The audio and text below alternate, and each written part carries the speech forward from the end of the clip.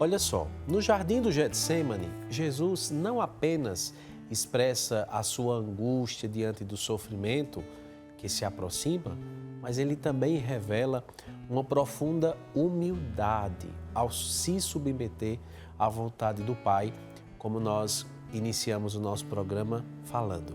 Mesmo assim, o Filho de Deus não hesitou em orar, reconhecendo a sua dependência do Pai em um momento de fragilidade e de profunda obediência à vontade do Pai. Por isso, eu tenho a alegria de, nesta manhã, poder conversar com o Frei Josiel Batista, ele que é da Ordem das Mercês, para nos ajudar a compreender um pouco mais desse episódio bíblico a partir da atitude de Jesus no Getsemane. Bom dia, Frei. Olá, Padre Jadeilson, bom dia a todos os telespectadores, saudações a todos. Desde já, muito obrigado pela sua colaboração na manhã desta terça-feira conosco aqui, nos ajudando a rezar esse texto bíblico. E eu inicio perguntando o seguinte, Frei, como o episódio da oração de Jesus no Getsemane, com sua luta interna e entrega, reflete o cumprimento da missão de salvação e de obediência ao Pai? Então, antes, temos que ter consciência que é um relato, muito bonito dessa passagem da vida de Jesus. Então, esse episódio que nós estamos refletindo nesta manhã nos ensina o quê? Nos ensina que Jesus, em todos os momentos da sua vida, foi totalmente obediente a Deus e Jesus fez sempre a vontade do Pai, Deus. E aqui a nossa relação com Deus, ela também deve ser assim, de obediência para fazermos a sua vontade. E aqui a palavra obediência, ela não pode ser entendida de modo negativo. Eu obedeço a Deus por quê? Tem um sentido, E um sentido muito bonito. Eu obedeço a Deus porque eu tenho consciência que o desejo de Deus para a minha vida, que sou seu filho ou sua filha, é o meu bem. E é isso que Deus sempre deseja para todos nós, o bem. Então, quando temos essa consciência, a obediência, ela não é um peso. Deus quer, Deus deseja o nosso bem. E é disso que todos nós precisamos, e para isso nós temos a missão de obedecê-lo. Então, estar bem, estar em paz, estar com Deus, viver com Ele, na sua graça, na sua presença, na sua companhia. Então, para isso, precisamos obedecer. Importante observar que o relato da oração de Jesus no Monte das Oliveiras nos mostra que nos momentos difíceis da vida de Jesus, até mesmo nos momentos mais dolorosos e sofridos, Jesus não deixou de fazer a vontade de Deus, de obedecer. Então, a oração deve nos ensinar a isso, a fazer sempre a vontade de Deus, a termos o desejo de fazer mais a vontade de Deus e menos a minha. Falando aqui, às vezes, parece que é simples e fácil, mas não é, Fazer mais a vontade de Deus e menos a minha. Por quê? Porque todos nós temos a tendência de fazer primeiro a nossa vontade. E a nossa vontade, muitas das vezes, ela é egoísta. Mas vale a pena esse esforço para que a vontade de Deus seja feita e, desse modo, possamos cumprir bem a nossa missão de filhos e filhas de Deus nesse mundo. Frei, como nós podemos, então, entender, compreender a angústia de Jesus no Getsemane em relação à sua humanidade? Então, primeiramente aqui, nós temos que lembrar que Cristo, ele foi humano, Ele assumiu a nossa humanidade. Ele se encarnou. Ele veio até nós. Veio a esse mundo onde nós estamos, onde nós vivemos. Então, é esse o grande mistério que nós celebramos no Natal. Um Deus que assume a nossa humanidade. O Verbo se fez carne e habitou entre nós. E Jesus, no Getsemane, ele revela justamente essa realidade do humano que sofre fisicamente e espiritualmente. Ou seja, vemos claramente nesse relato, a agonia profunda sofrida por Jesus antes de sua prisão e de sua crucificação.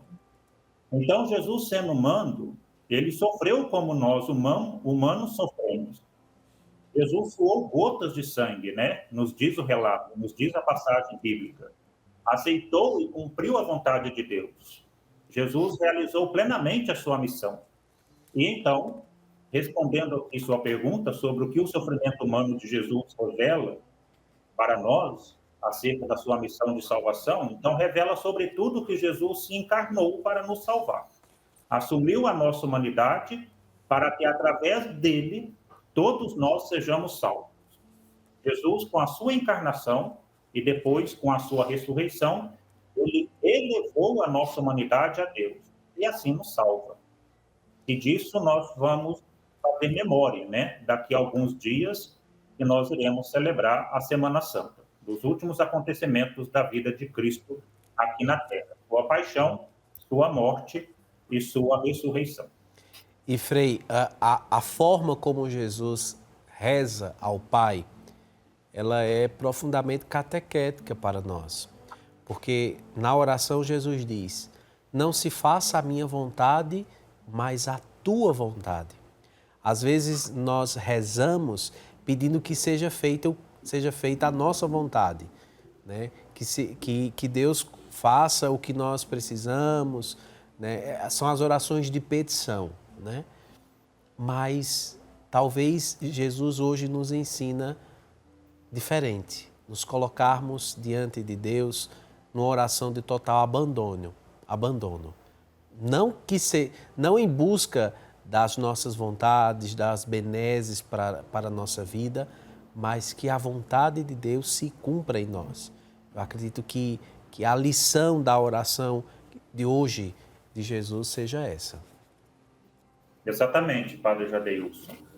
Nós vemos aí nesse relato, e tantos outros, né, que na oração de Jesus, ele sempre pede para fazer a vontade de Deus, e não a vontade dele, até mesmo nos momentos de maiores sofrimentos, né, como nós vemos no relato bíblico que nós estamos refletindo. E é o próprio Jesus que nos pede, né, nos ensina na oração do Pai Nosso, seja feita a vossa vontade. Então, nós podemos dizer que nossa grande missão aqui na Terra é, de certo modo, fazer a vontade de Deus. Se conseguirmos isso, se realizamos isso, né? Então, nós estamos cumprindo a nossa missão de filhos e filhas de Deus nesse mundo, com muito êxito. Mas, para isso, nós precisamos também educar as nossas vontades. Isso mesmo, né? Educar as nossas vontades. O tempo da Quaresma que nós estamos vivendo é esse tempo propício que nós temos para fazer esse processo de educar nossas vontades. Por quê? Porque na nossa vida existem muitas vontades que são rebeldes, vontades desordenadas. Então, nós precisamos educar as nossas vontades para quê? Para que elas não nos dominem, não nos escravize, não nos controle. Então, sou eu quem tenho que dominar e controlar as minhas vontades, não elas me dominar e controlar. Então, que Deus nos dê sabedoria para isso, né? E que tenhamos no nosso coração esse bonito desejo de fazer mais a vontade de Deus e menos a minha, porque a vontade de Deus é sempre o nosso bem. Frei, tem um santo da nossa congregação, São Geraldo Magela, que ele tinha na porta do quarto a seguinte frase: aqui se faz a vontade de Deus, como Deus quer, enquanto quiser. E eu acho que é justamente isso que o senhor bem fala hoje, né? Que seja feito mais a vontade de Deus em minha vida do que a minha vontade. Eu acho que esse é um exercício diário, não somente para esse tempo quaresmal, mas é um modus operandi de ser do cristão. Em tudo, fazer a vontade do Pai. Frei, eu quero agradecer a sua colaboração nessa manhã. Como é bom poder partilhar com quem está em casa um pouco da palavra de Deus, que nos alimenta, que nos ilumina, que nos sustenta. E eu espero ter outras oportunidades de estar com o senhor aqui e partilhar um pouco mais da palavra de Deus. Eu que agradeço o convite, obrigado e saudações a todos. Grato pela sua participação.